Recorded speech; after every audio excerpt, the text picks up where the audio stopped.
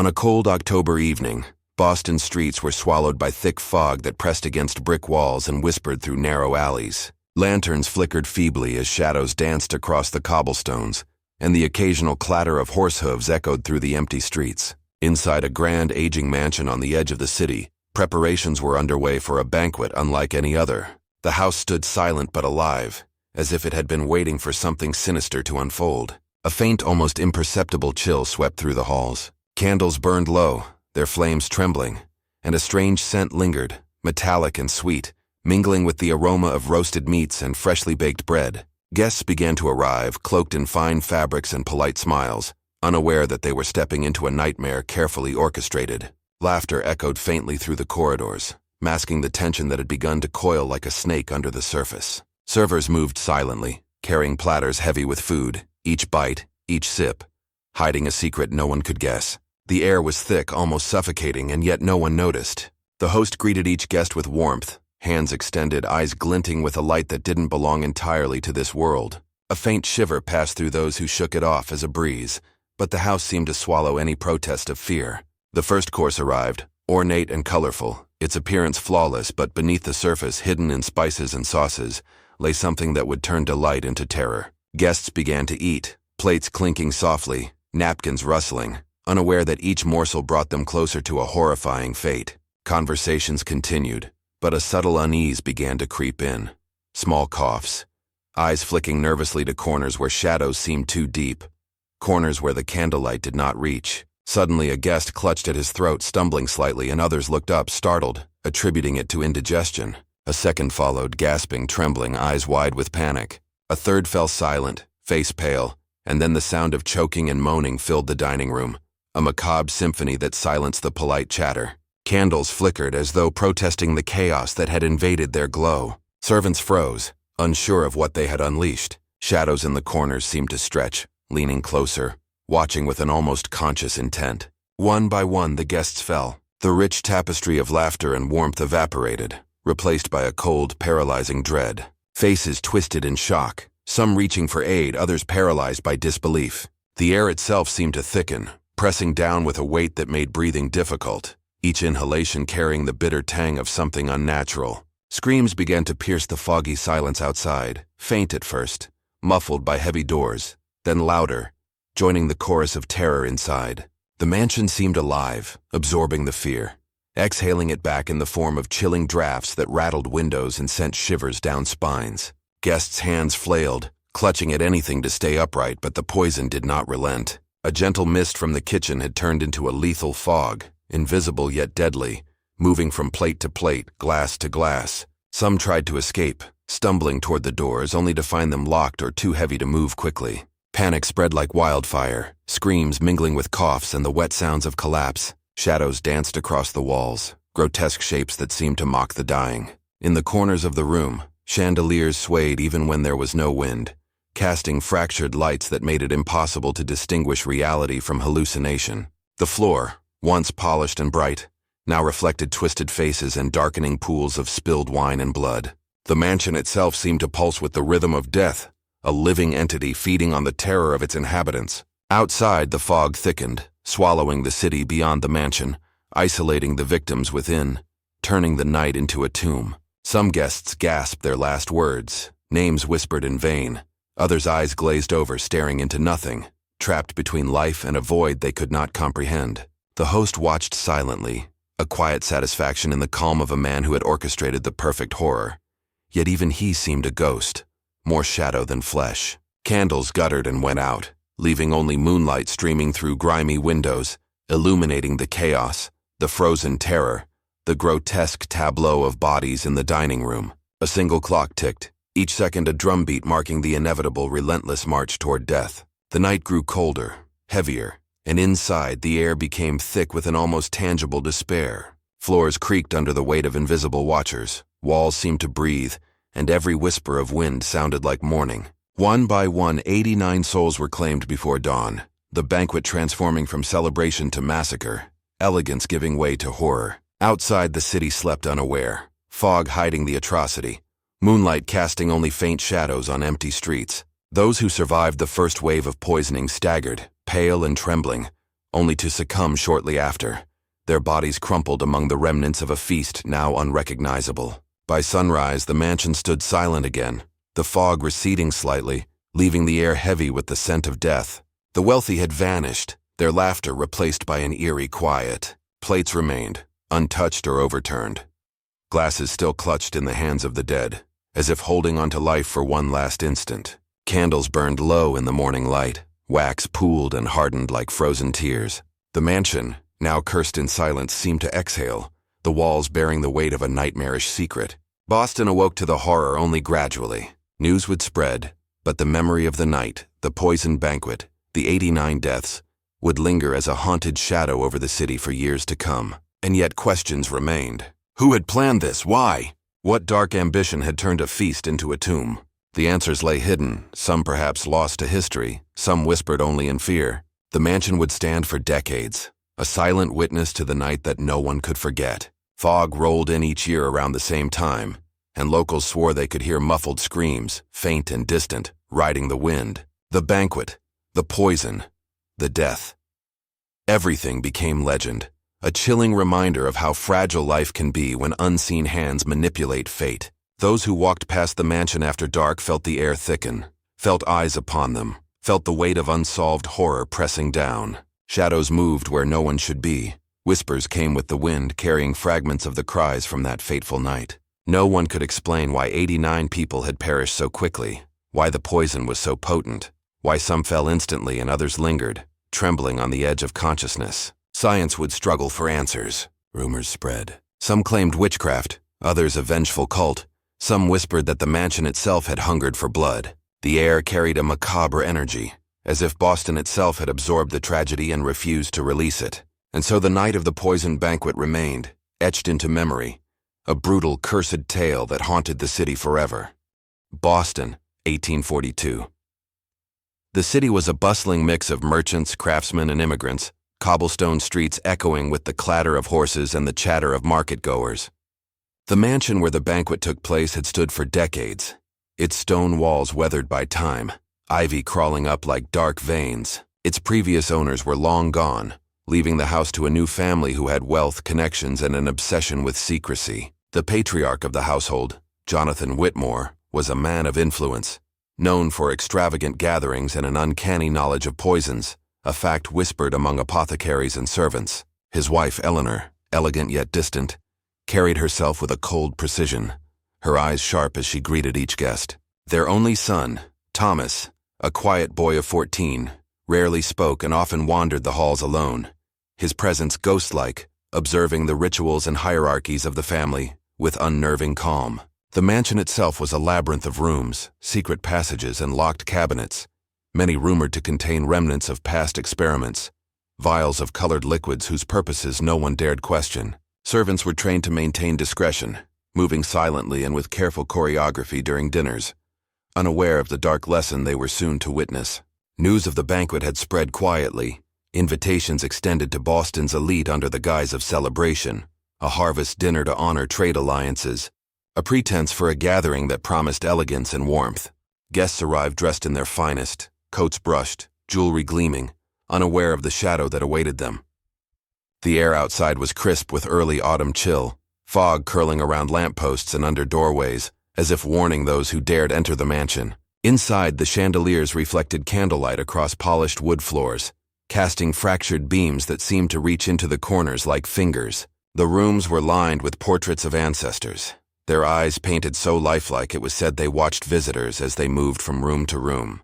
Some guests noticed the portrait's cold stare, an unease creeping up their spine, but social etiquette demanded smiles and polite nods. Preparations had begun weeks prior. Whitmore had employed the finest cooks and servants, all of whom were carefully monitored to ensure no detail betrayed his plan.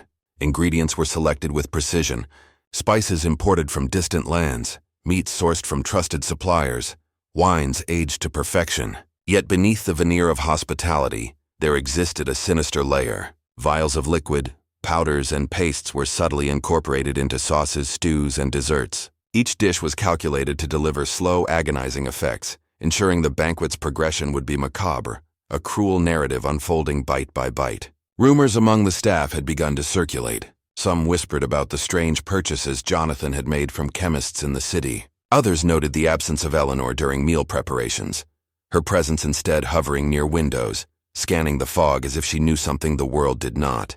Thomas the boy had taken to following the cook silently, watching ingredients blend into dishes, learning the subtle ways his father manipulated substances without detection. Servants spoke in hushed tones, sharing uneasy glances but remaining too fearful to question authority openly. The night of the banquet arrived, and the mansion seemed to hum with anticipation.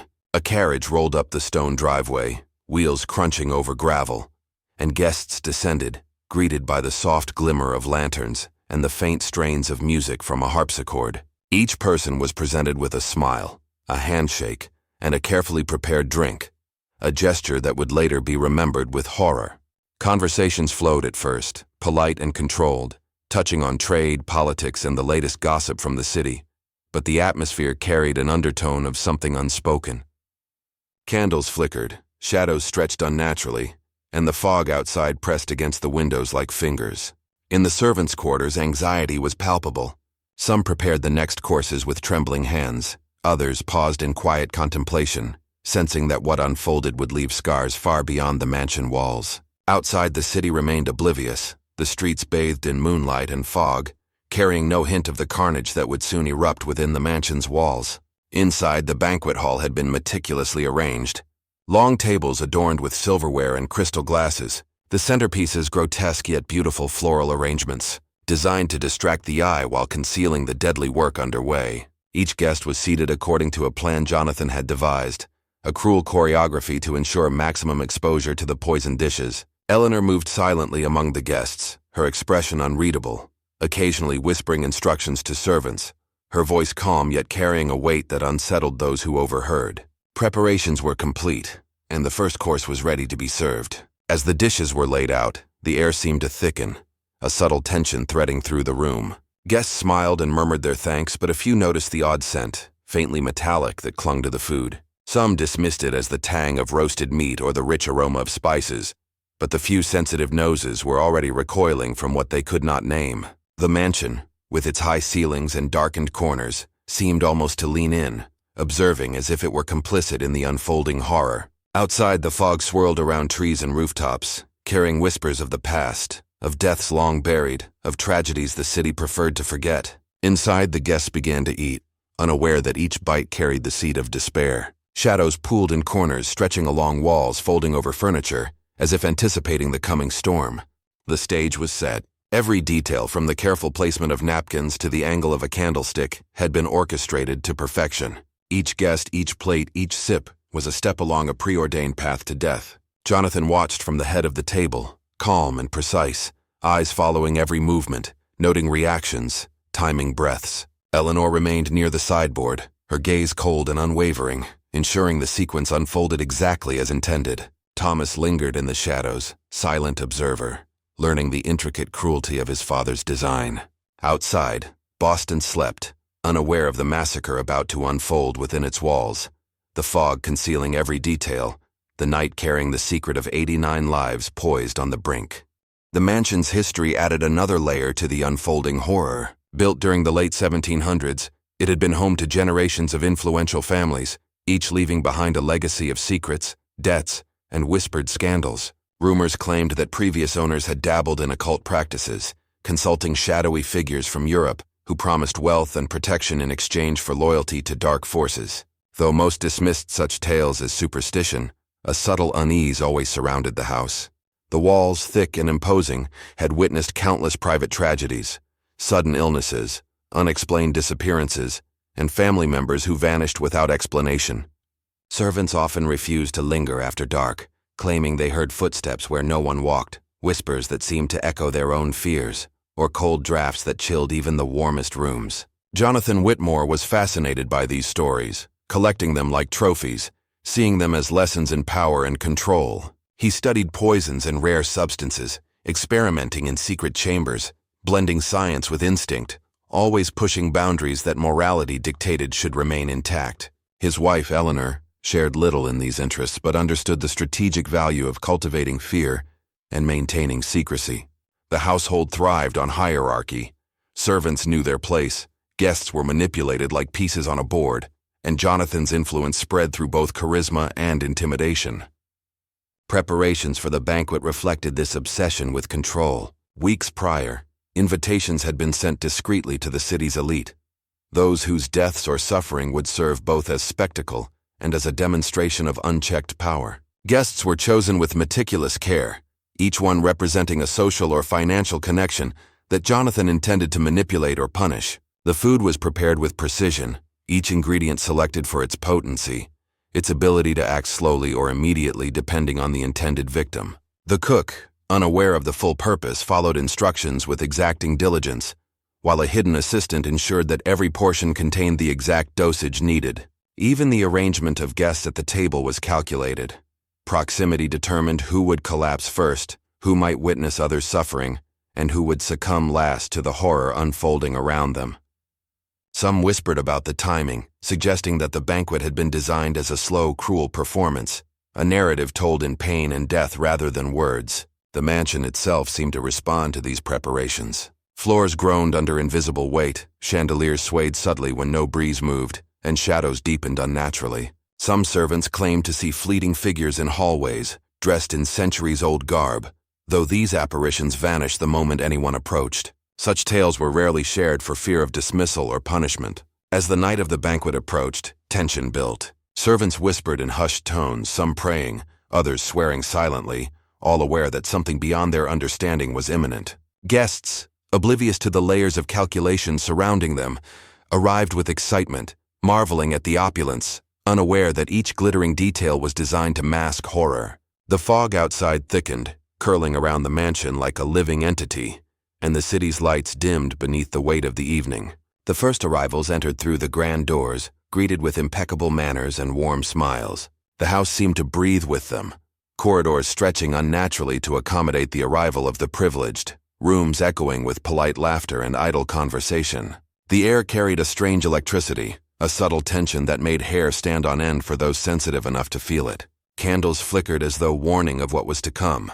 Shadows shifted in corners, and portraits of stern ancestors seemed to glare knowingly at the newcomers. Even the silverware, polished to perfection, reflected a distorted reality, mirroring anxiety and unease in the eyes of the guests. Some noticed the faint metallic scent that lingered in the air. Others dismissed it as the aroma of roast meats, spices, and fresh bread. Little did they know, it was the harbinger of their impending demise. Preparations for the courses had been rehearsed like a dark ritual. Servants moved with quiet precision, plates carefully balanced, dishes placed exactly where they would maximize impact. Drinks were poured, sauces ladled, and desserts set, all with meticulous attention to timing and dosage. Eleanor Whitmore moved silently through the room, her gaze sweeping over guests and staff alike, ensuring the choreography of horror remained uninterrupted. Jonathan observed from his seat, noting reactions, timing pulses, and recording the unfolding events in his mind as if memorizing a symphony of suffering.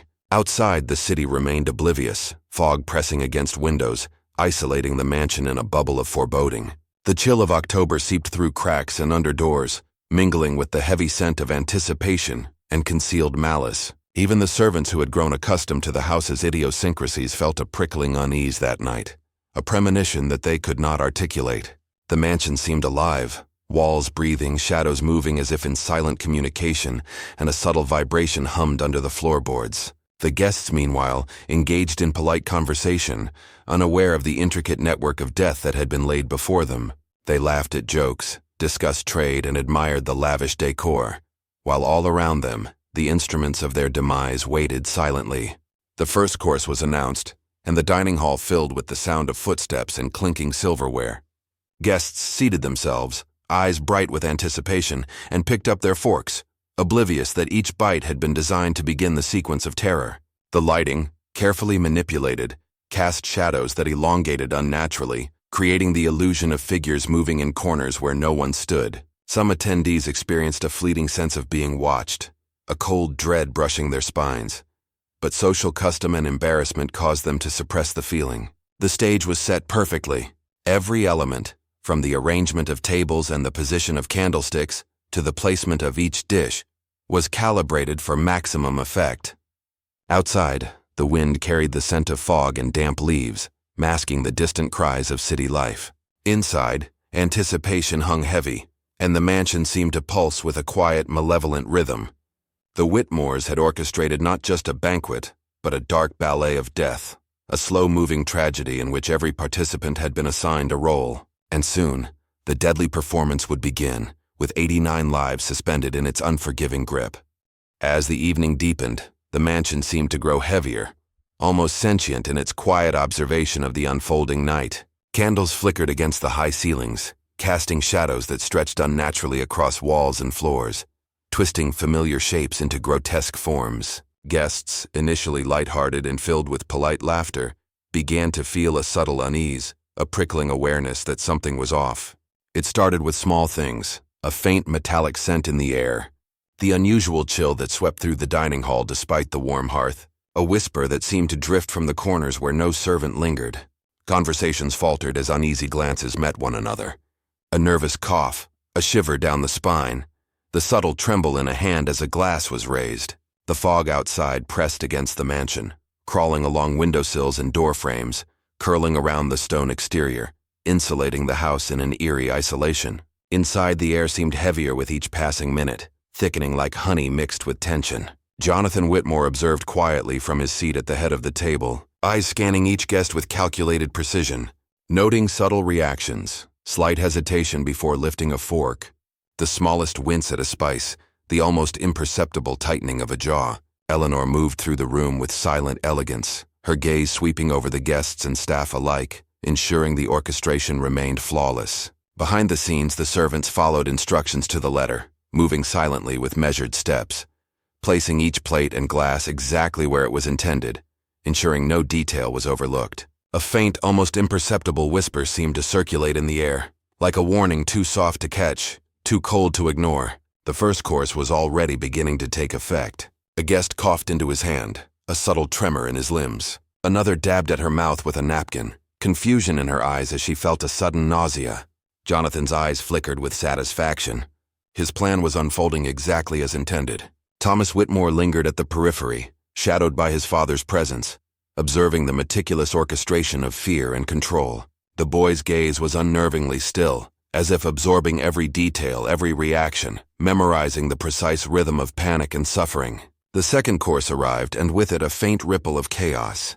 The metallic scent in the air grew more pronounced, unnoticed by most, but registering subconsciously, triggering a sense of dread. Conversations became strained, polite smiles now tinged with uncertainty. A hand trembled over a wine glass, eyes darting toward corners where shadows seemed to gather, then retreat. One guest whispered to another about a strange taste, a sharp, bitter note that lingered on the tongue.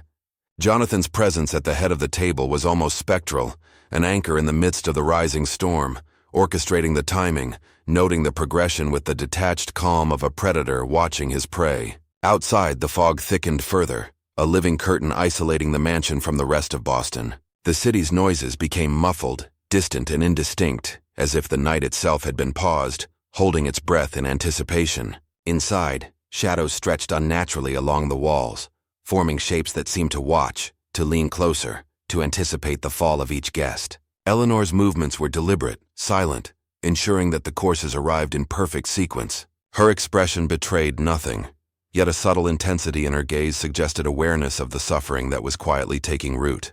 The servants, trained for discretion, moved with flawless choreography, yet an unease settled over them despite their obedience. The mansion seemed alive, responsive to every flicker of candlelight, every whispered movement, every rising murmur of panic.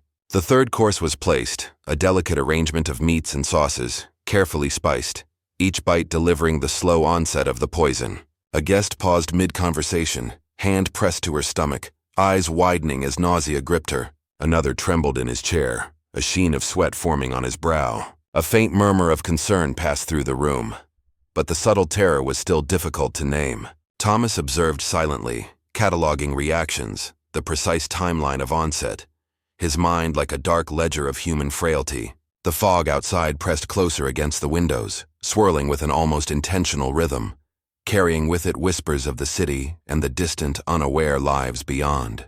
Inside, tension coiled through the room like a living thing, each guest caught in an invisible grip, their senses sharpened, unease mounting. Candles guttered, shadows twisting into grotesque shapes across the walls, reflecting the growing horror within. A small cough became a choked gasp. Eyes widened in sudden fear. A hand fell limp on the table. Panic was spreading subtly, a ripple through the carefully cultivated decorum. Guests were beginning to notice that this was no ordinary illness, no ordinary discomfort. Faces that had smiled moments ago now contorted in confusion and fear. Yet the orchestration remained controlled. Jonathan and Eleanor maintained the appearance of normality, even as their guests succumbed. The mansion absorbed every reaction, every tremor, every stifled cry, turning it into a rhythm of dread. Outside, the wind shifted, carrying a faint echo of muffled cries or perhaps imagination, indistinct and haunting. Inside, the poisoned banquet continued its relentless progression. Some guests clutched at stomachs, some froze mid-sentence. Others attempted to rise but found strength failing them. The precision of Jonathan's plan became horrifyingly evident. The mansion, thick with anticipation, shadow and malevolence, seemed to pulse in sync with the onset of suffering, amplifying fear, amplifying despair. The fog outside pressed against the windows like cold fingers, the darkness thickening in tandem with the terror inside. Guests whispered, faint and urgent, but their words were drowned by the subtle roar of panic, each heartbeat echoing in the hushed room like a drum. The servants, silent yet vigilant, ensured the sequence continued, their presence both witness and enabler. Thomas Whitmore's gaze remained steady, cataloging, learning, the boy already absorbing the macabre calculus of control and cruelty, a dark inheritance from his father. Every gasp, every tremor, every widening eye was part of a narrative designed to unfold with precision. Candles flickered and guttered, shadows shifted with intent, corners seemed to breathe, and the mansion exhaled with each moment of mounting horror. The guests, suspended between disbelief and dawning realization, felt the macabre rhythm of the night, a creeping awareness that something far beyond ordinary comprehension had been set in motion. The poisoned banquet was no longer merely a meal. It had become a cruel symphony, orchestrated to perfection, and as the first signs of collapse appeared in earnest, the mansion seemed to lean closer, shadows pooling around fallen figures, absorbing their terror, shaping it into something permanent, something haunted, destined to linger long after the night was over. The murmurs in the dining hall grew louder, though still tinged with uncertainty, a fragile echo against the mansion's oppressive silence. Guests began to glance nervously at one another, their eyes betraying fear that polite smiles tried to conceal. A few attempted to rise, but legs failed them, trembling under the weight of sudden nausea. Whispers spread, "Are you well? Perhaps it is the food." Yet deep inside, even the most composed felt the creeping certainty that something sinister had taken root. Candles flickered violently, shadows stretching across walls and floors, elongating in impossible shapes. The mansion seemed to breathe with the chaos. The very air thickened with anticipation and dread, almost alive, aware of the unfolding horror. Outside, fog pressed in against the windows, rolling across the grounds like a living tide, isolating the mansion from the city beyond. Even distant shouts from the streets were muffled, swallowed by the thick veil of night. The poisoned courses continued to arrive. Each played a deliberate instrument in Jonathan Whitmore's deadly composition. Servers moved with precision, calm and silent, their faces betraying nothing, eyes fixed on the execution of the plan rather than the suffering it caused. Eleanor glided among the guests, her presence unnervingly serene, ensuring the timing and sequence remained perfect. Every tremor, every gasp, every widened eye was observed, catalogued, the orchestration of agony unfolding exactly as intended. The first noticeable collapses occurred near the center of the table. A man clutched at his chest, coughing, then fell sideways, limbs twitching as if rejecting his own body. Gasps rippled through nearby guests, a chain reaction of panic and confusion. Others attempted to help, but hands shook, voices quivered, and the mansion seemed to press down upon them, a suffocating weight that made rational action impossible. The shadows in the corners seemed to gather, leaning closer, as if observing the carnage with deliberate intent. Some guests felt the air thicken around them, felt the brush of cold, unseen hands along their spines, the unmistakable sense of a presence far older and darker than the night itself. Thomas Whitmore watched silently, absorbing every reaction, every pattern, storing knowledge of terror, timing, and control. His youthful features remained calm, almost detached, as if the unfolding nightmare were an exercise in observation rather than tragedy. The middle courses were served with the same meticulous care, each dish ensuring the poison's effects intensified, spreading through the dining hall like an invisible tide. Eyes began to roll back, Limbs stiffened, moans filled the spaces between whispered prayers, and chaos advanced steadily. Jonathan's satisfaction was evident only in the precision of his observations, the unblinking attention to the progression of collapse. Eleanor remained composed, her movements almost ceremonial, ensuring the deadly sequence unfolded without deviation. The mansion itself seemed to pulse with life, shadows folding in upon themselves, dark corners deepening, ceilings pressing lower, as if the house itself were complicit in the massacre. Outside, the fog grew heavier, curling through the city streets, swallowing distant lights and muffling sounds, isolating the mansion in a shroud of secrecy. The guests' awareness of their plight increased gradually. Some realized the food had been the catalyst. Others felt the inexorable approach of death in their limbs, a creeping paralysis that made panic useless. Screams broke through the dining hall intermittently, harsh and piercing, echoing off walls and bouncing through hallways, creating a symphony of terror. The servants continued their movements with eerie calm, plates placed precisely, drinks topped up, the cadence of normalcy maintained even as the room dissolved into chaos. Shadows pooled around the fallen, elongating as if drawn to the suffering, twisting with each breath, absorbing fear, and reflecting it back into the room. Candles guttered one by one, leaving fragmented pools of light, punctuating the darkness with uneven illumination. Some guests attempted to rise, staggering, reaching desperately for support, only to collapse again, their bodies betraying them as the poison coursed through veins with methodical inevitability. The mansion's architecture enhanced the horror. High ceilings trapped the echoes, long corridors funneled sound like an ominous wave, and alcoves and corners offered hiding places for the creeping shadows. Outside, the wind carried faint whispers, indistinct yet unnerving, as if the night itself murmured the horrors occurring within. The sequence of collapse continued meticulously, each fall a note in the dark symphony Jonathan had orchestrated. Moans and groans mingled with the faint clatter of silverware and the occasional shattering of a glass. Guests reached for one another, only to find that help was fleeting and unreliable. The air grew thick with the metallic tang of fear and the hidden poison, pressing down upon lungs and minds alike. Some whispered prayers, others cursed the night, while a few simply froze, eyes wide, as the mansion claimed them one by one. Thomas Whitmore observed quietly, cataloging everything, the patterns of fear, the timing of weakness, the subtle responses to panic. He was learning the dark art of control and cruelty, inheriting a legacy that had been carefully crafted by his father over weeks of preparation. The final courses arrived, delivering their deadly payloads with precise timing. The dining hall became a stage for a slow, macabre dance of collapse. Guests who had resisted early effects now faltered, limbs failing, voices catching in screams that rose and fell in chaotic rhythm. Shadows twisted unnaturally along walls, ceilings, and floors, stretching to meet the faces of those falling, as if the darkness itself consumed them. Candles guttered and fell in some cases, flames extinguished with soft hisses, leaving the room to be dominated by the pallid moonlight that filtered through heavy curtains. Outside, the fog thickened still, rolling over streets and curling around lampposts, swallowing the city in near silence, hiding the horror within. The mansion, alive in its stillness, seemed to pulse with each gasp, each tremor, each collapse. The poisoned banquet had become not a meal, but a deliberate ritual of suffering, a carefully timed narrative of terror and control.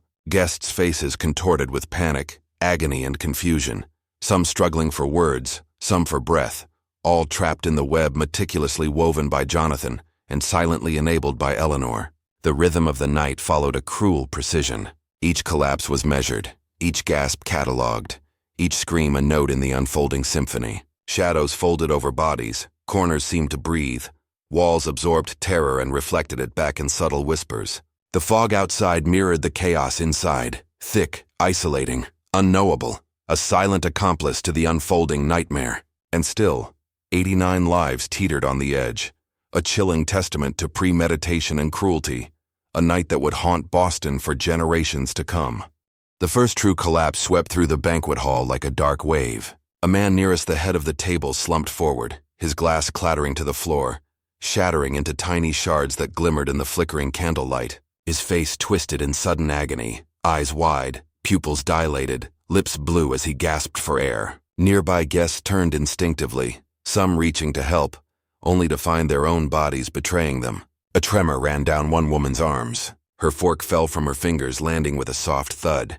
Panic ignited, small at first like sparks in dry grass before rapidly spreading across the hall. Screams began to pierce the shadowed corners, high and frantic, bouncing off walls and chandeliers, echoing down the long corridors of the mansion. The windows rattled with each cry, though no wind blew. Shadows swayed along the walls as if to dance in tandem with the chaos. Jonathan Whitmore remained seated at the head of the table, his expression an unnerving mixture of control and satisfaction. His eyes flicked from guest to guest, noting the precise progression of collapse, the timing of convulsions, the subtle panic that set in when the first signs of real fear became undeniable. Eleanor glided among the guests with calm precision, her presence both a counterpoint and a catalyst. She offered assistance to some, whispered reassurance to others, her voice steady, almost soothing. Yet the undertone of menace was impossible to ignore. Some guests, unable to comprehend what was occurring, attempted to flee, stumbling toward the doors, but the mansion seemed to conspire against them. The doors were heavy, ornate, almost ceremonious, and some refused to budge. Windows, large and tall, remained shut, fog pressing against the glass like cold hands trying to hold them in place. Guests fell mid-step, clutching at railings, chairs, one another. Limbs faltered. Strength abandoned them suddenly. The poison moved swiftly now, invisible and unstoppable. Moans of pain intertwined with cries of confusion and fear. Candles flickered violently, sending shadows leaping across the walls, forming grotesque shapes that seemed almost alive. The chandeliers swayed slightly, though no draft could explain it, casting fractured light upon pale, contorted faces. Thomas Whitmore observed silently, cataloging the horror with unnerving focus. He had taken careful note of the initial responses, the subtle tremors, and now the full force of the poison's effect revealed itself. Every gasp, every shudder, every widening eye was meticulously stored in his mind. This was inheritance, education in cruelty, a lesson in the orchestration of terror that would shape him for years to come. The dining room became a theater of death. Guests who had laughed moments before now sprawled on floors, chairs toppled, glasses scattered, utensils abandoned mid-grip. Some clawed at their throats, others at each other, seeking stability, seeking comfort, finding only the relentless cold grip of inevitability. Outside, fog pressed heavier against the mansion's walls, isolating the horrors within. Even the faintest sounds of the city seemed muted, swallowed in the suffocating embrace of the night. Shadows pooled beneath fallen bodies, elongated across walls, folding over victims like dark, suffocating shrouds. Whispers echoed softly in the corners, almost imperceptible, carrying fragments of fear and agony, twisting into the macabre rhythm of the room. Eleanor moved among the fallen, touching the shoulders of some, adjusting a chair for another, her movements deliberate, almost ritualistic. Jonathan's eyes remained fixed, noting every detail, confirming that the plan unfolded with the precision he had demanded. The third collapse wave swept through the table. A young man near the far end convulsed, eyes rolling back, limbs thrashing, yet he was unable to call for help. Those around him recoiled, their own strength fading, panic replacing reason. Candles guttered, some extinguishing completely, leaving portions of the room in semi-darkness, shadows swallowing victims who could not defend themselves. The mansion seemed to exhale with each gasp and groan, absorbing the terror, pulsing with it, expanding the weight of fear into every corner. Servants moved silently, their task a twisted obedience, placing water, adjusting napkins, ensuring the sequence of suffering continued uninterrupted. Few had the courage to intervene beyond the minimal gestures required, and even those small attempts were largely futile. The poison acted with relentless efficacy. Some guests' bodies stiffened, convulsing violently before collapsing to the floor in finality. Others lingered, trembling at the edge between consciousness and oblivion, their wide eyes reflecting horror beyond comprehension. The mansion, alive in its architecture and atmosphere, amplified every sound, every movement, every tremor of panic. Even the walls seemed to hum with the energy of suffering, reverberating with the cries of those who had not yet succumbed. Outside, the fog became oppressive, a near-solid presence pressing against the windows. Within, the room's temperature seemed to drop, each breath colder, heavier, infused with the metallic tang of fear and poison. Shadows stretched unnaturally over the bodies, folding into corners, crawling up walls, as if drawn to each heartbeat, each tremor, each gasp. Some guests, barely able to stand, attempted to speak, their voices thin, cracked, fading into a chorus of gasps and whimpers. The chandelier's fractured light reflected across trembling faces, creating a kaleidoscope of horror. Jonathan Whitmore's presence was unrelenting, calm, focused, the eye of the storm. His mind catalogued, measured, noted each victim's decline, timing each convulsion, memorizing the horror as if it were an art form. Eleanor moved with silent purpose, ensuring the deadly cadence maintained perfection, her calm contrasting violently with the chaos she oversaw. Thomas observed, a silent witness and student, absorbing every detail with unblinking eyes, internalizing the rhythm of fear and suffering. The final stages of this initial collapse wave unfolded with brutal inevitability. Guests who had resisted succumbed one by one, bodies crumpling, limbs flailing, eyes wide with uncomprehending terror.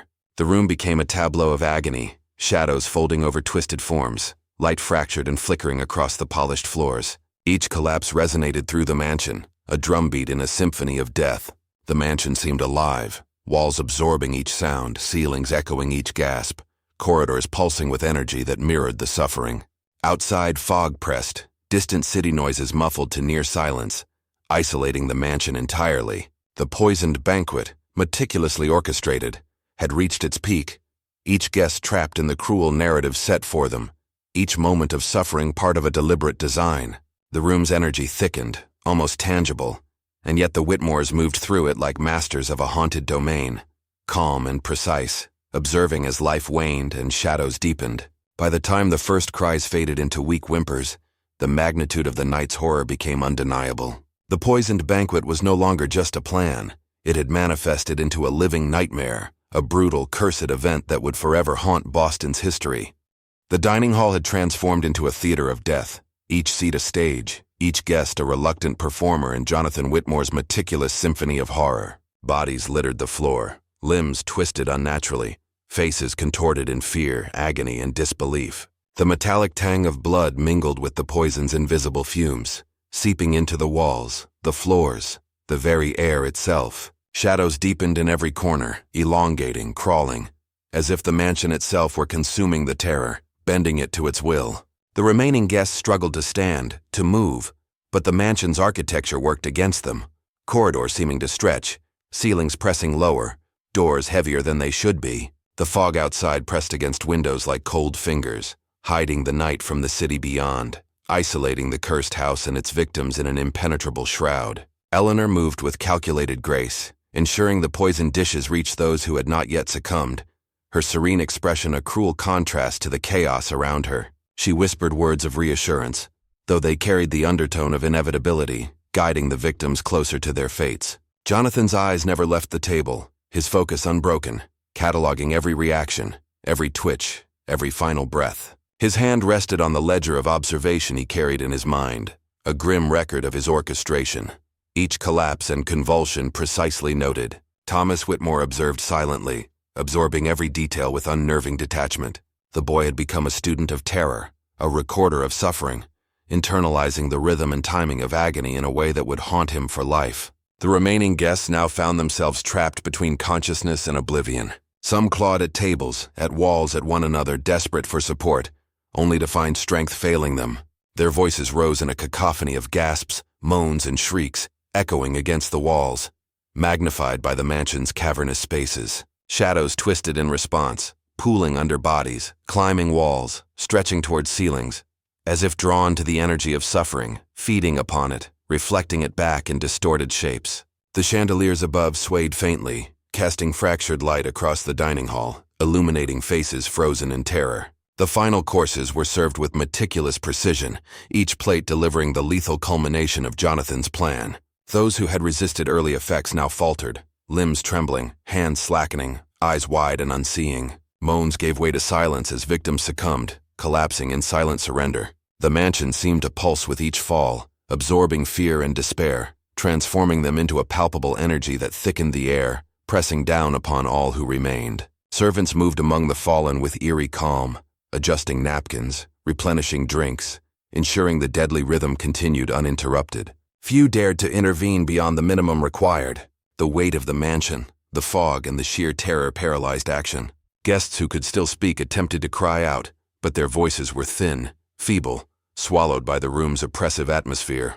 The shadows bent closer, walls seeming to lean, ceilings narrowing and corners deepening into pools of darkness that devoured light and hope alike. One by one, the remaining souls faltered. Limbs collapsed, voices faltered, breaths shortened. The mansion, alive in its haunted presence, amplified every sound, every gasp, every tremor of the dying. Thomas watched silently, cataloging, learning, internalizing the orchestration of fear, the timing of collapse, the precision of suffering. Jonathan and Eleanor moved through the room like shadowed conductors, ensuring the sequence remained perfect, the macabre narrative unfolding with brutal exactness. The poisoned banquet had become a living nightmare, a cruel ballet of agony, timed with an almost supernatural precision. Each death resonated through the mansion, walls absorbing terror, floors vibrating with each heartbeat, ceilings echoing gasps and whimpers, corridors carrying sound like arteries of dread. The fog outside pressed ever closer, isolating the mansion from the world, transforming the city into a distant, unaware void. Candles guttered and fell, leaving fractured light that fractured the reality of the victims further. Shadows twisted across fallen bodies, reflecting agony, despair, and confusion. Every gasp, every convulsion, every fleeting struggle became part of the mansion's pulse, a rhythm of suffering that would endure long after the night ended. Guests who had survived the early stages now succumbed to the poison's cumulative effects, bodies trembling violently before giving way to limp finality. The mansion seemed almost conscious in its orchestration, absorbing energy, feeding upon terror, bending time and space to prolong the agony. The windows rattled with a sound like distant thunder, though no storm raged outside. Fog pressed harder, swirling against the glass, blurring the boundary between the mansion and the world beyond. The banquet, once a symbol of wealth and celebration, had become an arena of death, an unholy ritual conducted with precision and patience. The remaining victims writhed in futile resistance, shadows pooling beneath them, darkness consuming all hope. The smell of fear, metallic and sharp, mixed with the faint trace of the poison permeating every corner. Servants continued their silent choreography, moving around bodies, placing dishes, pouring wine, maintaining the grim sequence. Eleanor's presence, calm and unflinching, guided the final stages, ensuring Jonathan's vision reached completion. Each collapse, each gasp, each shudder of life slipping away was recorded in his mind, a ledger of horror that would remain indelible. By the time the last guest fell to the floor, limp and silent, the mansion exhaled a heavy, almost sentient breath. Shadows retreated slightly, folding back into corners. Walls released their tense grip, yet the energy of suffering remained, thick and almost tangible. The poisoned banquet had achieved its brutal, cursed purpose. 89 souls claimed, lives extinguished with chilling precision. The mansion, now quiet, seemed to mourn and celebrate simultaneously, steeped in the energy of terror it had absorbed. Outside, the fog began to thin, but the night remained heavy, as though Boston itself had been marked by the horror within the mansion. Jonathan Whitmore rose, surveying the aftermath with satisfaction and detachment.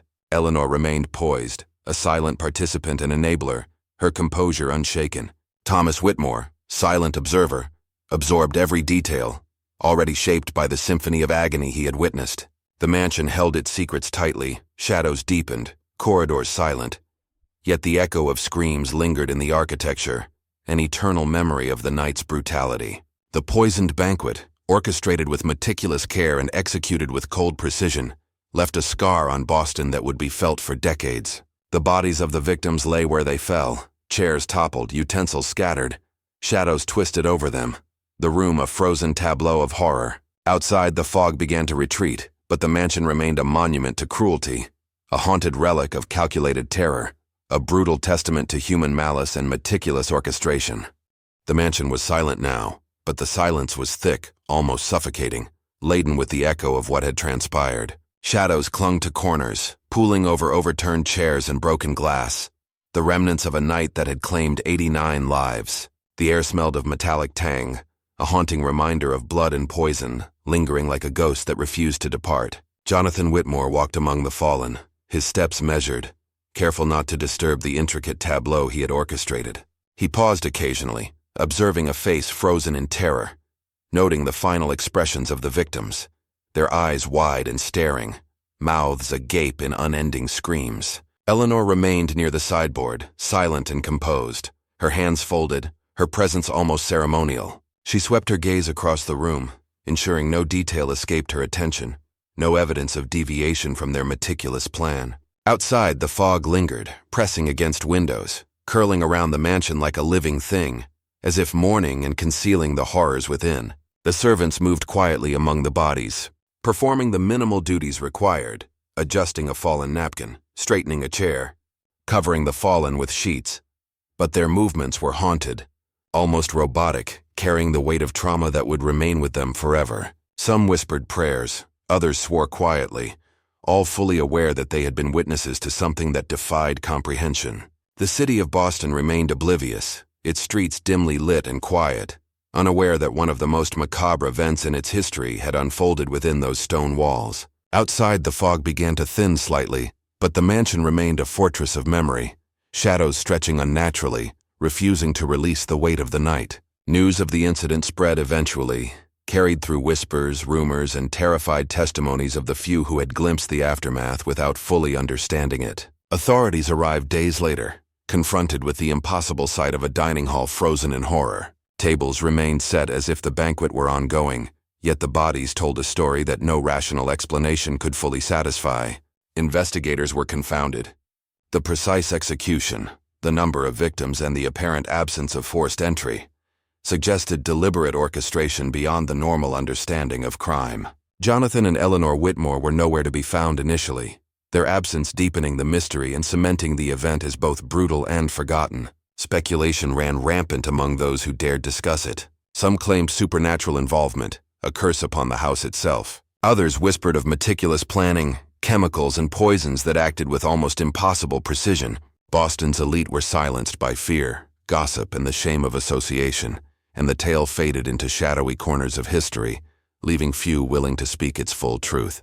The mansion became a place to avoid, even as it stood grand and imposing. Servants who survived spoke rarely, their accounts fragmented, haunted, as if the night had taken a permanent hold of their minds. The air inside the house seemed forever altered, thick with residue of suffering, whispering echoes of the fallen. Paranormal reports began to emerge years later, shadows moving where none should exist, cold spots in rooms that had no draft, faint whispers carried by the wind, and a general, unshakable sense of unease that plagued visitors and passers-by alike. Thomas Whitmore, now grown, carried the night with him, a dark education in cruelty and observation, shaping his future in ways unseen but deeply influential. The city, unable to reconcile the horror with daily life, buried the event beneath layers of normalcy. But Boston remembered in its own way, in hushed tones, in unexplained chills along cobblestone streets, in the subtle tension that haunted conversations about the Whitmore family. Investigators puzzled over the mechanics of the poison, yet chemical analysis, rudimentary at the time, offered no definitive explanation. The precise combination, the timing, and the way the victims collapsed remained an unsolved scientific mystery. Each surviving servant carried fragments of the night in memory, fragmented images of horror that haunted sleep and waking moments alike. They spoke of faces frozen in final terror, of eyes wide and unseeing, of the mansion's oppressive atmosphere that seemed to breathe with the victims' suffering. Jonathan and Eleanor vanished into shadow and rumor, their fate never fully recorded, leaving the mansion to stand as a monument to the brutal, calculated horror they had unleashed. The house remained cursed in memory, avoided by locals, whispered about in taverns and parlors, yet largely forgotten in official records. A grim ghost in the city's collective consciousness, stories of visitors seeing shadows that moved independently, hearing whispers that belonged to no living voice, and sudden chills in empty rooms reinforced the notion that the mansion itself had absorbed and preserved the tragedy. Boston tried to carry on, yet the poisoned banquet lingered in memory, a tale of horror that refused to be silenced, haunting the edges of history, a brutal testament to cruelty and calculated suffering. Those few who dared enter the mansion after the massacre reported strange occurrences. Objects moved inexplicably, doors closed on their own, and the air carried a weight that pressed upon lungs and hearts alike. It became a place shunned, a physical manifestation of memory and loss, haunted not just by spirits, but by the sequence of cruelty meticulously executed within its walls. Families who had been connected to the victims carried grief in silence, their trauma compounded by the lack of resolution. Legal systems failed to hold anyone accountable, for those responsible had vanished or maintained invisible protection, leaving the city with unanswered questions and a shadowed narrative that grew more sinister with each retelling. The mansion itself became an unwilling archivist of suffering, Walls retained the echoes of screams, floors absorbed the tremors of convulsions, ceilings mirrored the panic of those who fell. Fog and darkness became permanent companions, reinforcing the house's reputation as cursed, haunted, and macabre. Survivors of the event, few as they were, spoke in fragmented sentences, their testimony punctuated by tremors, haunted glances, and the persistent, unshakable sense that the mansion observed them still. Boston's records recorded anomalies, dates, deaths, and disappearances, but could not fully capture the horror of the night, leaving the poisoned banquet largely forgotten in official chronicles, yet deeply etched into the city's subconscious. The aftermath was not limited to physical devastation. The social fabric of Boston's elite was shaken. Families who attended and survived bore silent scars, relationships strained by unspoken terror, wealth and influence tainted by association with the cursed event. The mansion stood as a looming reminder, its shadow long, its walls thick with memory, its presence a silent threat to those who dared acknowledge it. Jonathan and Eleanor, enigmatic in their disappearance, became figures of legend, whispered about as specters themselves, orchestrators of unparalleled cruelty. Thomas, the silent witness, carried the legacy forward, a living repository of knowledge, observation, and shadowed inheritance. His mind forever marked by the orchestration of pain and the precision of calculated suffering. The mansion remained a mausoleum of horror, its halls thick with silence and memory. Shadows clung to the corners, elongating unnaturally, folding over fallen furniture, over remnants of the poisoned banquet that had claimed 89 lives. The air itself seemed heavier, carrying the metallic tang of blood mixed with the faint lingering odor of the poison. The Whitmores had vanished into shadow and rumor, leaving no trace, no confession, no justice, and the city was left to reconcile a tragedy too vast, too precise to understand. Investigators who entered the mansion spoke in hushed tones, their reports fragmented, riddled with uncertainty. Tables remained perfectly set, untouched by time, as if the dinner were merely paused. The victims frozen mid-meal, their terror etched into the very walls. Candles had burned low, leaving wax pools across the polished floors, shadows reflecting the frozen expressions of horror in the faces of the dead. Servants, few who survived, whispered fragmented recollections, moans of terror, convulsions, gasps, the metallic taste of poison lingering in the air. Sleep eluded them, dreams haunted by faces wide-eyed in terror, hands clawing for help that would never come. The city, though unaware of the full extent, carried unease like a quiet tremor. Rumors flourished. Cursed house, haunted halls, a banquet that claimed souls with surgical precision. Social circles fell silent. People avoided the topic, and Boston's elite carried a shadow of fear, the poison of memory infecting even those untouched by the event. Paranormal reports began to surface. Visitors to the mansion felt sudden chills, heard faint whispers, glimpsed shadows that moved independently. Objects shifted inexplicably. Doors creaked. Windows rattled as if echoing the screams of the night. The mansion became a nexus of fear and mystery, its very architecture infused with the trauma of the poisoned banquet. Thomas Whitmore, having witnessed every moment, grew into adulthood marked by the event. Silent, observant, he carried the knowledge of precision, cruelty, and orchestration of fear, a dark inheritance shaping his every decision. Even as time passed, he remained tied to that night, an embodiment of memory, control, and calculated malice. The city tried to bury the story, yet its shadows lingered. Those few who dared speak of the event were dismissed, ignored, or feared for repeating the tale aloud. Ghosts of the banquet remained in the consciousness of Boston, unacknowledged officially, yet persistent, whispering through corridors, lingering on foggy nights, leaving an uneasy tension among the living. The mansion itself was unchanging, walls absorbing memory, floors recording tremors, ceilings reflecting convulsions. Every shadow became a repository of suffering, every corner a vault of screams. Fog crept in nightly, wrapping the house in an impenetrable shroud, reinforcing its isolation, preserving the horror. Survivors, too few to count, lived fractured lives, their sanity chipped by the experience. Dreams were punctuated with the tableau of death, echoes of agony, and visions of shadows twisting unnaturally over fallen friends, acquaintances, strangers. The poisoned banquet was an event that defied ordinary comprehension. Science could not explain the precision of timing, nor the methodical collapse of victims. Rumors of supernatural involvement grew, whispered among those brave enough to speak. Cursed food, haunted halls, ancestral vengeance, unseen forces guiding events. The mansion stood silent, a sentinel of unspoken history, walls thick with memory, air dense with residue of human suffering.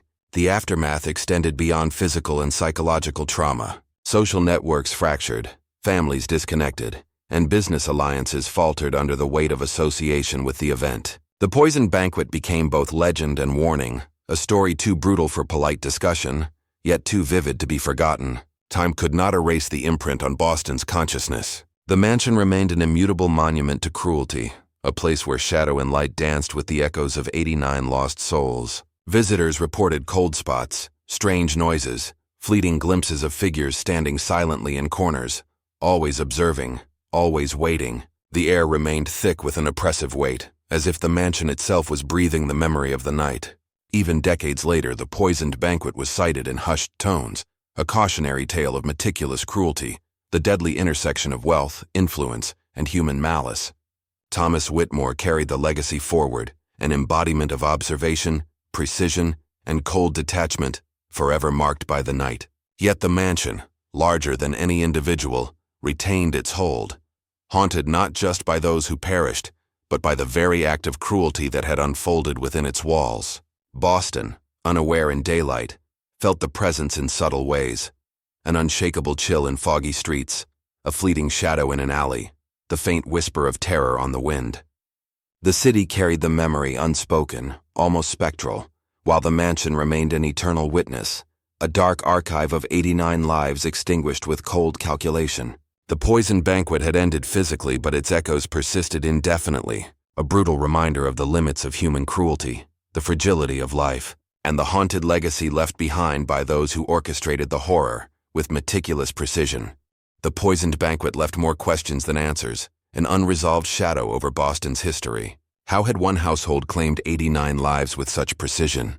Investigators struggled to reconstruct events. No evidence of forced entry. No witnesses beyond the immediate victims and servants. The exact mechanism of the poison remained unknown, a chemical enigma that science of the era could not decipher. Some speculated that Jonathan Whitmore had access to rare compounds, imported from Europe, substances capable of inducing death with exact timing, invisible to the naked eye, undetectable by early 19th century analysis. Others whispered darker theories, cursed food, ancestral magic, unseen forces guiding events. Yet even these stories could not fully account for the meticulous orchestration of collapse, the precise sequencing of deaths, the almost ritualistic unfolding of agony. The mansion itself became part of the mystery. Walls absorbed sound and movement, corridors seemed to stretch unnaturally, and shadows deepened inexplicably. Visitors years later spoke of cold drafts in rooms that should have been warm, faint whispers that carried no source, and lights flickering without cause. Some reported figures standing silently in corners, disappearing when approached, their presence felt rather than seen.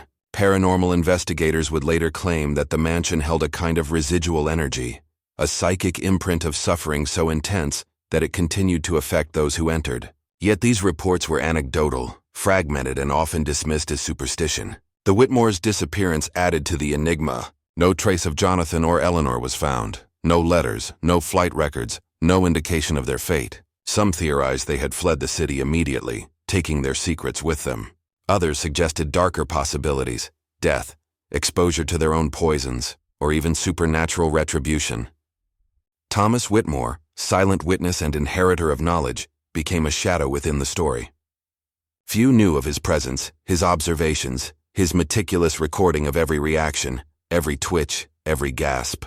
He alone carried the full narrative of that night, a living archive of terror and precision, an unresolved variable in the equation of mystery. Scholars and historians debated the chemical mechanisms, the architectural influence, and the psychological control wielded by Jonathan Whitmore. Yet definitive answers were elusive. No modern forensic analysis could reconstruct the event fully. The materials and methods, long decayed, left only fragments. The mansion's reputation as haunted solidified. Neighbors reported unusual phenomena: lights in empty windows, sudden chills, faint screams carried by the wind, shadows that moved independently of any natural source. Locals claimed that even those who had never entered the house felt a subtle unease when passing, a sensation of being observed, judged, or drawn into the memory of horror. The city itself seemed to acknowledge the event with an almost unspoken reverence for its brutality, a collective, quiet acknowledgement of something too horrific to confront openly. The poisoned banquet became legend and curse intertwined. Writers and pamphleteers circulated fragmented accounts, sensationalized but never fully accurate. Each retelling distorted details. Yet the essence, the brutal death of 89 individuals, the disappearance of their orchestrators, the haunted mansion, remained intact. Some claimed that Jonathan Whitmore had prepared for contingencies, ensuring the mansion itself was part of the mechanism.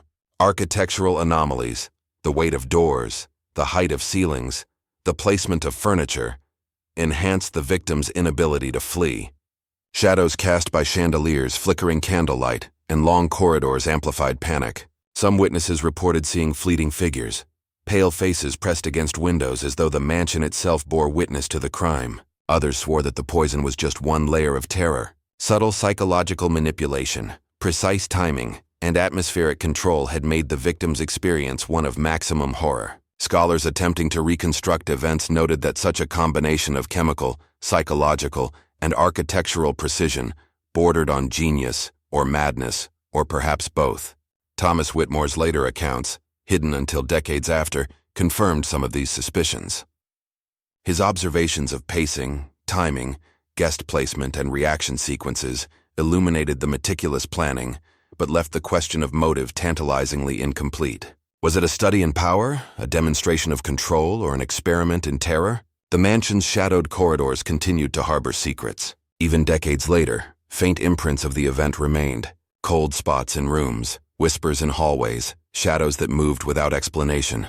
Residual echoes of the poisoned banquet. Visitors reported feeling watched, sensed presences that were neither living nor clearly spectral. Paranormal investigators speculated that extreme suffering could imprint onto the environment itself, and the Whitmore mansion was perhaps the most extreme example of this phenomenon. Artifacts from the night, chairs, tables, silverware, carried a silent weight, subtle but perceptible, as if each object remembered the agony it had borne witness to. Scientists, historians, and psychics debated the significance, but none could fully reconcile the intersection of human cruelty, meticulous planning, and residual haunting. Rumors circulated of survivors, hidden witnesses, or descendants who carried fragments of knowledge. Some believed Thomas Whitmore became a recluse, studying the effects of fear and suffering for the rest of his life. A shadow of his father's intent, a living continuation of the poisoned banquet's legacy. The mansion remained structurally intact, yet internally it was a repository of tragedy. Walls seemed darker, floors more unforgiving, ceilings lower in perception. Even the most skeptical visitors felt the weight of memory pressing upon them, an oppressive reminder of what had occurred. The poisoned banquet, though long past, had never truly ended. Each recounting, each visit, each whisper in Boston carried a fraction of its energy forward. Its unsolved nature, how it was executed, why, and the fate of the orchestrators kept the story alive. The mansion, Thomas Whitmore, and the lingering energy formed a triad of unresolved horror, a perfect storm of mystery, cruelty, and the macabre. The city attempted to move on, streets filling with commerce, children playing, life continuing. Yet the poisoned banquet lingered, unseen but felt, a subtle terror in foggy nights, a shadow in whispered conversation, an eternal question mark that defied resolution. No method, no forensic, no science could fully explain the precise orchestration of 89 deaths, nor the mansion's persistent presence as a haunted witness. And so the story endured, a cursed narrative that refused closure, a brutal reminder of human capacity for methodical malice and the haunted spaces it leaves behind. The mansion held its secrets tightly, walls saturated with memory, floors echoing the tremors of suffering, ceilings reflecting shadows in ways impossible to explain. Time did little to diminish the weight of that night. Visitors reported subtle disturbances, cold spots in rooms long unused, whispers in hallways that carried no source, glimpses of figures that vanished when approached. Each anomaly was a fragment of the unresolved horror, proof that the poisoned banquet had left an imprint, tangible yet intangible, upon the mansion itself. Scholars and historians attempted to decode the event, piecing together accounts of guests, servants, and distant observers. Chemical analyses, even decades later, failed to provide clarity. The precise execution of the poison, the timing, and the cascading collapse of 89 lives remained beyond comprehension.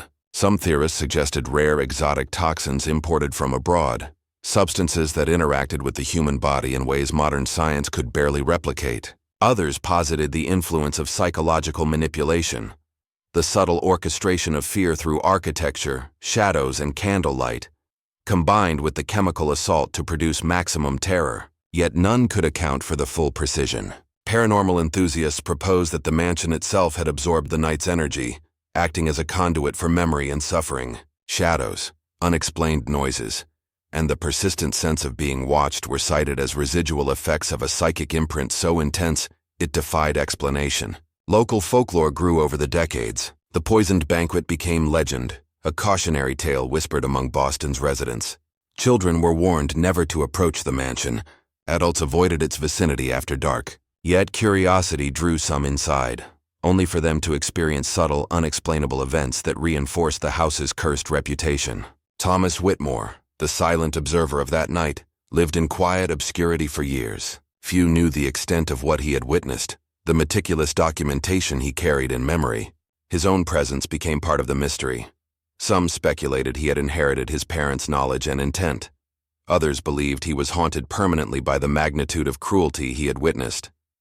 Visitors who encountered him reported a quiet intensity, a presence that seemed to carry the weight of the mansion itself. Objects from the night, silverware, chairs, tables, were said to retain subtle energy, a residue of suffering that could be felt by those sensitive to it. The mansion's architecture amplified these effects. High ceilings trapped sounds, long corridors channeled whispers, and shadows in corners seemed unnaturally deep, almost sentient. Attempts to modernize or repurpose the building often failed. Contractors reported unexplained accidents, strange noises, sudden chills, and persistent unease among workers. Some abandoned the project entirely, unwilling to confront the mansion's lingering presence. The poisoned banquet, though long past, continued to influence the living. Witnesses of residual phenomena described a suffocating weight, a sense that the mansion observed and remembered. Even the city itself carried echoes of the event. Foggy nights in Boston brought with them subtle unease, a collective memory of cruelty that seeped into streets, whispers, and the subconscious minds of those living nearby. The Whitmores themselves remained shrouded in mystery. Jonathan and Eleanor vanished without trace, their fate unknown. Some speculated they had fled to Europe, carrying knowledge and intent with them.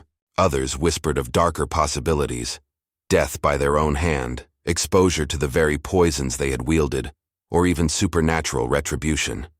Thomas Whitmore's later life remained equally enigmatic. He became a recluse, studying human behavior, fear, and suffering, perhaps attempting to rationalize or control the legacy he had inherited. Yet his life was forever tied to that night, a living reminder of the poisoned banquet, a witness to cruelty beyond comprehension. Scholars attempted to reconstruct motives. Wealth, power, curiosity, sadistic experimentation.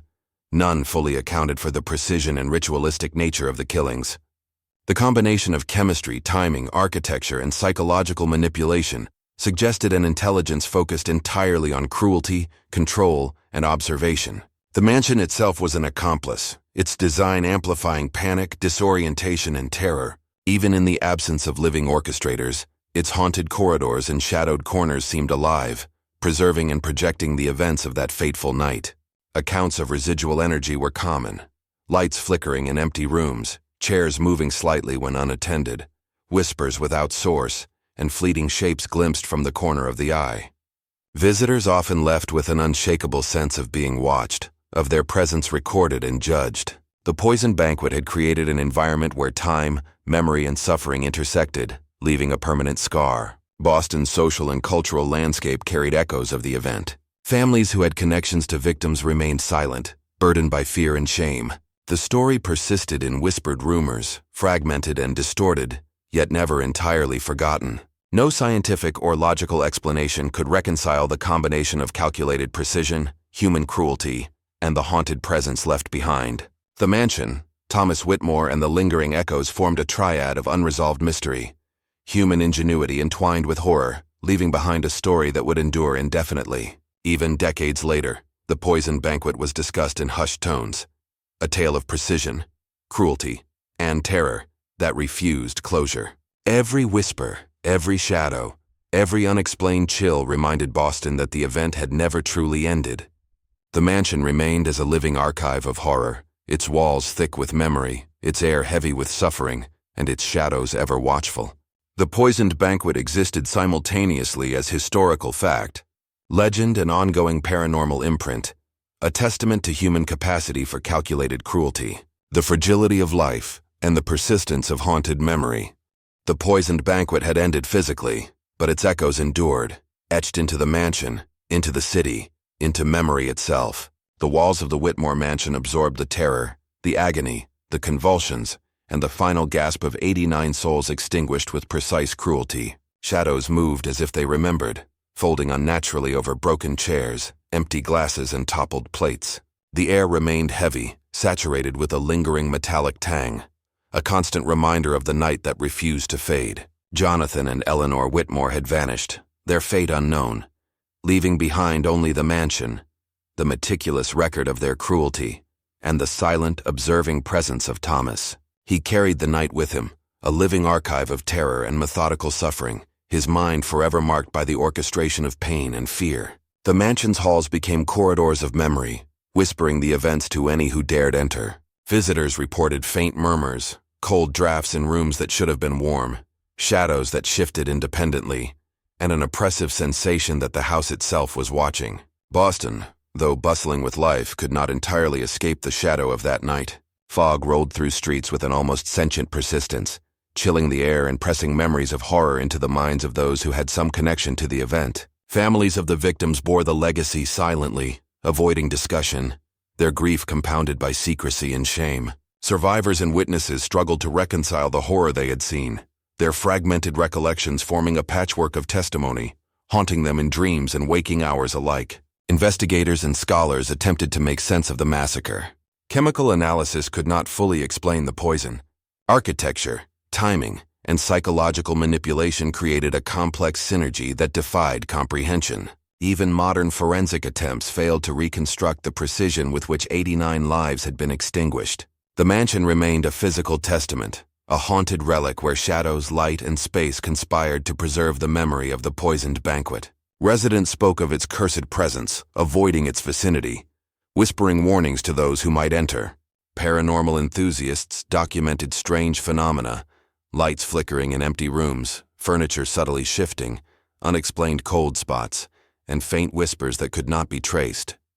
Each report reinforced the notion that the mansion held a residual energy, an imprint of the suffering that could neither be erased nor ignored. Thomas Whitmore's life became a reflection of the night's horror. He moved quietly, observing, recording, never fully integrating into society, haunted by memories too vivid and precise to allow peace. His presence alone became a reminder that the poisoned banquet's legacy extended beyond the walls of the mansion, carried into the living world through knowledge, observation, and inherited cruelty. The poisoned banquet remained a story of unsolved horror. Motives were debated: sadistic curiosity, demonstration of power, or a perverse experiment in fear. None of these explanations fully encompassed the meticulous orchestration, the precision timing, and the chilling calculation that guided every aspect of the massacre. Shadows deepened in the mansion's corners, as if actively absorbing memory, stretching unnaturally over rooms and hallways, an eternal record of human suffering and methodical cruelty. Boston's social elite avoided discussion, yet the story lingered. Whispers persisted in parlors, private letters hinted at fear, and the mansion's ominous silhouette became a symbol of unspeakable tragedy. Even those with no direct connection felt unease when the fog rolled in, or when a shadow moved against the candlelight, subtle yet chilling. The mansion's presence reinforced the permanence of memory. Objects from the night, the silverware, chairs, tables, and remnants of the poisoned dishes seemed to carry an almost tangible weight, a subtle residue of suffering that could be felt by those sensitive to the energy of the place. Paranormal theories suggested the mansion had become a vessel, a conduit for the trauma and agony that had transpired within, preserving the memory indefinitely. Thomas Whitmore observed these phenomena, aware of the mansion's influence and its ability to project the night's horrors into reality. He became a reluctant custodian of the poisoned banquet's legacy, a human echo of events that could no longer be fully reconstructed. Families of the victims maintained silence, their grief compounded by unresolved questions and societal pressure. Investigators, both contemporary and modern, were left with fragments, testimony, faint chemical traces, architectural observations, and the pervasive sense of unease that lingered around the mansion. The poisoned banquet became legend, a story simultaneously historical and spectral, real yet unreal, its details distorted over time, yet its essence, the brutal calculated annihilation of 89 lives, remained intact.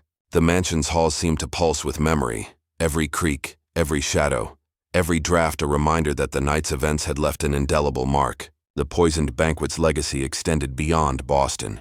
Its influence seeped into literature, folklore, and whispered accounts of cursed houses, haunted meals, and the darkness that can inhabit human intent. Scholars debated endlessly, seeking rationale, chemical analysis, and psychological understanding, yet the full orchestration of terror remained elusive. The mansion itself, silent yet alive in memory, bore witness to history and horror alike. Shadows stretched, whispers persisted, cold drafts moved without explanation, and light fractured across walls to illuminate a tableau of terror that could never be fully erased. Jonathan and Eleanor Whitmore remained absent, yet their influence endured. A chilling reminder that calculated cruelty can leave traces far beyond physical evidence. Thomas Whitmore, observer and inheritor, embodied the continuation of the poisoned banquet's legacy. His quiet existence carried the rhythm of terror forward, a living connection to events that had claimed 89 lives, ensuring that memory, horror, and unanswered questions persisted. Boston itself carried the haunting in subtle ways. Fog-laden streets, fleeting shadows, whispers at night, a collective subconscious imprint of the massacre that would never fully dissipate. The poisoned banquet had ended, but its story, its energy, its cruelty, and its haunting presence would remain forever.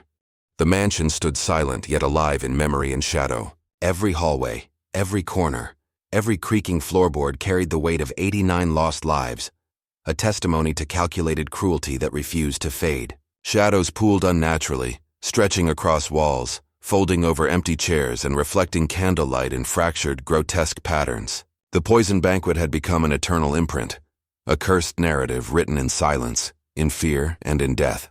Jonathan and Eleanor Whitmore remained absent, their fate unresolved, yet their orchestration of horror lingered, a blueprint for suffering that had left its mark on Boston, on the mansion, and on the mind of Thomas. Thomas Whitmore, the silent observer, carried the night within him, a living repository of horror. Every twitch, gasp, and collapse he had witnessed remained in his memory, shaping him, guiding him, haunting him.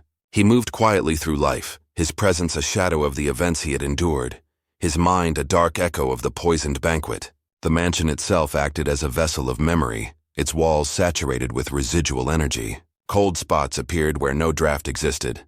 Whispers floated through halls with no source, and shadows shifted independently, reflecting an environment steeped in trauma. Visitors and locals alike felt the weight of the night, an oppressive sense that the mansion observed, judged, and remembered. Boston attempted to move on, yet the poisoned banquet's influence lingered. Streets carried the tension of whispered legend, fog pressed along avenues with almost sentient awareness, and the haunted presence of the mansion seeped into collective consciousness. Families of the victims bore grief compounded by secrecy and societal pressure, their trauma intensified by the unresolved nature of the crime and the disappearance of its orchestrators. Investigators of the time were baffled. Modern forensic attempts could not reconstruct the precision of the massacre. The combination of chemical, psychological, and architectural mastery remained beyond comprehension. Scholars debated motives: sadistic curiosity, demonstration of power, or ritualistic experimentation.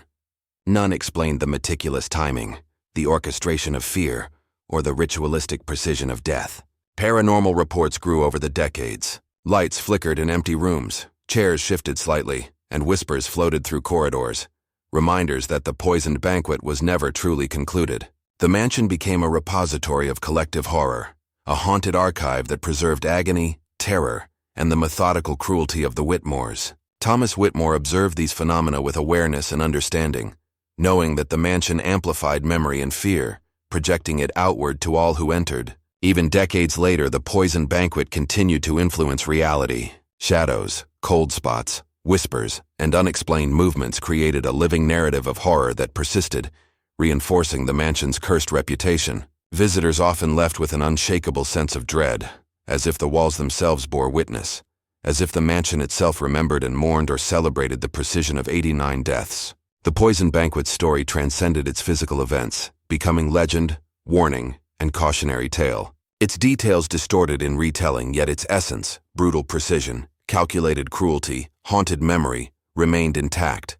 The mansion's architecture amplified the horror. High ceilings trapped echoes, long corridors channeled whispers, and shadows pooled in corners intensifying fear. Objects carried subtle energy, a residue of suffering perceptible to those sensitive to the haunting. Jonathan and Eleanor's disappearance added to the narrative. No trace, no letters, no confirmed sightings. The question of motive and method remained unresolved, intensifying the mansion's cursed presence. Thomas Whitmore's life mirrored the night, silent, observant, haunted, carrying knowledge and memory too profound for ordinary understanding. Boston itself seemed complicit in the legacy, fog and shadow reinforcing the mansion's influence, keeping memory alive in subtle, pervasive ways. The poisoned banquet had ended in action, yet persisted in effect. Shadows moving, whispers floating, residual energy saturating air, memory, and psyche. Visitors, historians, and locals all sensed the presence, a haunting of mind and body, a brutal reminder of what meticulous cruelty could achieve. The mansion's reputation grew, avoided, feared, whispered about, yet impossible to erase. No explanation, scientific or rational, sufficed to unravel the combination of chemical, architectural, psychological, and perhaps supernatural forces at work. Each echo of the past reinforced the narrative. 89 lives extinguished, orchestrated with precision, leaving behind a mansion steeped in suffering, shadows, and memory. The poison banquet, though long past, remained an active force in history, in legend, and in the environment itself. Thomas Whitmore's presence ensured continuity, a living bridge between horror and history, observer and inheritor of the cruelty that had unfolded. The mansion stood as both monument and warning, haunted not just by ghosts but by memory, method, and the inexorable imprint of 89 deaths. Boston's fog carried whispers of terror, shadows clung to corners, and the weight of the poison banquet remained, unshaken by time, an indelible reminder of human malice, meticulous cruelty, and the haunting power of memory. The story endured, brutal, cursed, tragic, a poisoned legacy that would never be forgotten.